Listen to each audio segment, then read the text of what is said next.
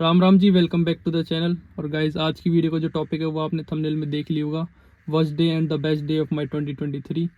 तो सबसे पहले हम वर्स्ट डे के बारे में बात कर लेते हैं। 2023 का जो सबसे घटिया वाहियात दिन था मेरी ज़िंदगी के अंदर।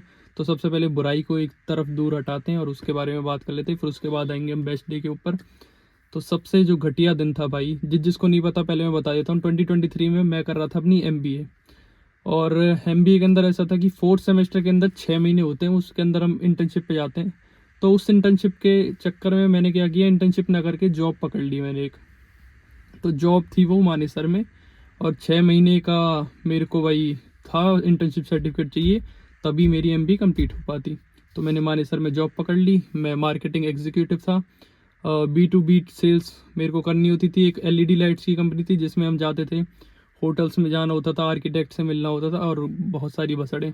ठीक है, तो भाई जॉब मैंने अपनी स्टार्ट कर दी। 4 महीने बीत गए और मुझे पता है कि 4 महीने वो मैंने कैसे काटे थे भाई ज़िंदगी के मेरे। बहुत टफ था भाई वो जॉब करना। जिसने मतलब जो बड़े नाजों से पला हो जो इंसान, और उसको अचानक उसके ऊपर इतना प्रेशर बनाया जाए और उसको दबाया जाए, तो काफ़ी हार्ड हो जाता है भाई। आगे बता देता हूँ मैं आपको क्या हुआ था। तो भाई चौथे महीने में मैं गाड़ी चला रहा था, एक दिन ड्राइव कर रहा था, और मेरी आंखों से भाई टप टप आंसू गिर रहे थे। मेरे को ही पता है उस दिन मतलब एक सुसाइडल थॉट आता है ना वो ज़िंदगी के अंदर, भाई उस वाले मुकाम पे पहुंच गया था। मेरे को इतना गंदा फील हो रहा था, मैं बता नहीं सकता। मतलब उस दिन मैंने ठान लिया था कि जैसे ही 6 महीने पूरे होंगे ना, मेरा इंटर्नशिप लेटर सामने आया और मैं जॉब से रिज़ाइन कर दूंगा। तो बात क्या हुई थी, बात ये हुई थी कि गाड़ी चलाते चलाते तुम्हारे भाई की इतनी तगड़ी तरह आंसू निकल आए ना, मतलब ज़िंदगी में इतना गंदा फील नहीं हुआ था मेरे को जो 2023 में उस दिन जब मैं ड्राइव करते हुए फील कर रहा था। मेरा मतलब बहुत ही घटिया दिन था। उसके बारे में बात करने भी मेरे को बहुत बेकार लगता है। क्या हुआ था, मतलब जब तुम्हारी गलती भी ना हो और तुमसे इंसान बोले जाए ना, सेल्स में क्या होता है कि तुम कस्टमर के पास जाते हो और उसको अपने प्रोडक्ट के बारे में बताते हो, और जब यार तुम्हारे उसके प्रोडक्ट में ही गलती है। सेल्स वाले बंदे का काम क्या होता है, सेल्स वाले बंदे का काम होता है कि बस तुम ऐसे प्रोडक्ट के बारे में बताओ, जो भी सारी चीज़ें इन्फॉर्मेशन दो प्रोडक्ट के बारे में। और भाई जब प्रोडक्ट के अंदर ही गड़बड़ी हो जाए, ठीक है, तो कस्टमर तो मेरे से कहेगा ही। अब कस्टमर की भाई मैंने बहुत सुनी। तो अब पीछे से यार, अब जब मेरी गलती नहीं थी उस चीज़ में, तो फिर भी मतलब जो मेरा डायरेक्टर था यार, उसका बहुत गंदा बिहेवियर रहता था मेरे साथ। और मेरे साथ क्या, उस कंपनी में जो भी जाएगा ना सभी के साथ ही मतलब वर्किंग एनवायरनमेंट बहुत ही ज़्यादा गंदा है उस कंपनी का। पर फिर भी जैसे तैसे मैं भाई फ़ोन पे सुन रहा था उसकी, और बहुत सुनी, तुम्हारे भाई ने बहुत सुनी। और मैं ऐसा नहीं है कि भाई यार सहन नहीं कर सकता मैं किसी चीज़ को, खूब सहन शक्ति है मेरे अंदर। पर यार जब तुम्हारी गलती ना हो और तुम्हें सुनाया जाए ना, तो बहुत गंदा लगता है भाई। और तो उसी दिन से फिर मैंने सोच लिया था कि भाई अब तो बात नहीं बनने वाली यहाँ पे इस जगह पे। तो तभी मैंने अपना सोच लिया था कि 6 महीने जैसे ही कंप्लीट होंगे उसी दिन मैं रेजिग्नेशन लेटर दे दूंगा और रिज़ाइन कर दूंगा, और ऐसा ही मैंने किया भी।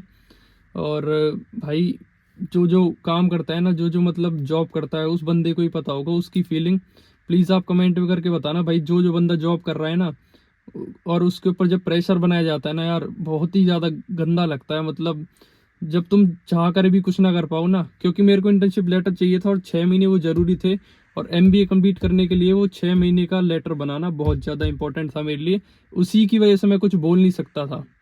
और तुम ये नहीं कि भाई तू, मतलब मेरी फैमिली ऐसी है, मेरे को आज तक किसी ने ना, मम्मी पापा ने कितना इतना कोई डांटा नहीं।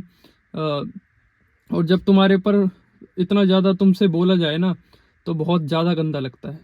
तो उसी की वजह से मैंने फिर रिज़ाइन दे दिया। और ये नहीं था कि भाई पेशेंस या सुनने में मैं कम था, कि भाई तेरे को सुनाया जा रहा है तो तू फिर जॉब छोड़ देगा, ये कोई बात नहीं हुई। बात ये नहीं थी ना यार, बात ये हो जाती है, मतलब सेल्फ रिस्पेक्ट की बात आ जाती है जब खुद के ऊपर, कि जब तुम कहीं गलत भी नहीं हो और तुम्हें सुनाया जा रहा है ना इतना, तो फिर बात नहीं बनती भाई। तो भाई उस दिन मेरा दिल टूट गया था बिल्कुल। मैंने सोच लिया था कि फिर उसके बाद के जो 2 महीने ना, मेरे को पता है मैंने कैसे कैसे काटे थे। मतलब कि मैं घर आता था, घर आके ना घर वालों से बात करता, चिड़चिड़ा रहता था पूरे टाइम, ना घर वालों से बात करना, ना कोई तमीज़। आके बस खाना खाया और सो जाना, और फिर दोबारा से वही जॉब का रूटीन चालू। भाई बहुत गंदे। उसके बाद तो वो 2 महीने तो और भी ज़्यादा गंदे। फिर जैसे ही मतलब वो मेरे सामने इंटर्नशिप लेटर आया, मैंने भाई फेंक के मारा, मैंने कि अपनी ऐसी तैसी कराओ, मेरे को जॉब वगैरह नहीं करनी और भैया हमसे हाथ जुड़वा लो। तो उस दिन से भाई ये तो हो गया मेरा वर्स्ट डे, सबसे घटिया दिन जो मेरा था ज़िंदगी का। हाँ जी, तो वर्स्ट डे की घटिया बातें हो चुकी है, अब हम आ जाते हैं अपने बेस्ट डे ऑफ 2023। तो क्या हुआ था, मेरा 75 हार्ट चैलेंज कंप्लीट हुआ था और उसी दिन रात को मैं और मेरी मदर निकल गए थे वृंदावन। तो जिसने मेरा 75 हार्ट चैलेंज नहीं देखा तो सबसे पहले वो जाके देख सकते हो, यूट्यूब शॉर्ट्स के अंदर भी है और इंस्टाग्राम पे भी मैंने अपलोड किया हुआ है। तो भाई मैं और मेरी मदर निकले थे 10 बजे के करीब वृंदावन के लिए, क्योंकि उससे पहले मेरी फैमिली, जब मैं 75 हार्ड कर रहा था तो मैं तो जा नहीं पाया था, तो मेरी फैमिली वाले चले गए थे वृंदावन, उनके दर्शन करके आए। तो मैंने उनसे कुछ ज़्यादा कुछ पूछा नहीं कि भाई क्या फील हुआ। मैंने कहा ठीक है यार तुम वृंदावन हो, क्योंकि मेरा गोल 75 हार्ड चैलेंज चल रहा था उस टाइम पे। तो भाई मैं और मेरी मदर निकले 10 बजे के करीब, हम पहुंचे वहाँ पे 11 साढ़े 11, और फिर उसके बाद हमने 3 बजे तक इंतजार किया केली कुंज के बाहर, क्योंकि हमें करने थे प्रेमानंद महाराज जी के दर्शन। और वो मेरी ज़िंदगी का सबसे बेस्ट डे, बेस्ट मोमेंट कह सकते हो। इतना अच्छा फील हुआ मेरे को उस दिन, ऐसा लग रहा था कि सब कुछ प्राप्त हो गया, सब कुछ मिल गया, अब किसी चीज़ की इच्छा बाकी नहीं है और जीवन जो मेरा है वो कंप्लीट हो गया है बिल्कुल। और ऐसा लग रहा था यार उनके चरण पकड़ लूँ जाके, पर सिक्योरिटी इतनी होती है तुम चाह कर भी जा नहीं सकते। और मतलब वो इतनी जल्दी निकल गए ना मेरे सामने से, इतनी अच्छी पॉजिटिव वाइब एक साथ निकल जाए तुम्हारे सामने से, तो बस आंसू ही निकलते हैं और कुछ नहीं निकल सकता भाई। तो क्या हुआ था, मैं और मेरी मदर पहुंचे वृंदावन, बाबा आए 3:30 बजे के करीब, केली कुंज के अंदर हम इंतजार कर रहे थे। और वो तो भाई मेरी ज़िंदगी का सबसे बेस्ट दिन था, उसको बस मैं आंख बंद करके फील कर सकता हूँ। और वो मोमेंट इतना प्रीशियस है ना मेरे लिए, मेरी लाइफ के लिए, कि मेरे को लगा कि यार भगवान स्वयं, मतलब भगवान स्वयं अगर मैं बोलूँगा तो तुम बोलोगे यार भगवान तो नहीं बोल सकते उन्हें, पर एक ऐसा इतनी पॉजिटिव, भाई मेरे को यकीन हो गया कि हाँ भाई भगवान रियली में एग्जिस्ट करते हैं। अगर उनके दूध इतने अच्छी पॉजिटिव वाइब तुम्हारे सामने ले जा सकते हैं तो भगवान खुद कितने तगड़े होंगे यार, मतलब उनके अंदर कितना ज़्यादा प्रकाश होगा, उनके अंदर कितनी ज़्यादा शक्ति होगी, ये तो डिस्क्राइब करना किसी के भी ह्यूमन के बस की है नहीं। मेरे को नहीं लगता कि किसी ह्यूमन के बस की है। तो भाई मेरे को उस दिन से तो रियलाइज़ होगा कि हाँ भाई भगवान सच में एग्जिस्ट करते हैं। तो अब इन दोनों स्टोरीज को आपको सुन के क्या मिलता है कि आपको आंसू अपने कलयुग के अंदर एक किसी बेकार चीज़ के ऊपर निकालने हैं, फिर भगवान के चरण पकड़ के खुशी के आंसू निकालने। तो आप क्या चाहोगे कि 2024 के अंदर आप कैसे एंटर करो, भगवान के चरण पकड़ के या फिर माया जाल के अंदर?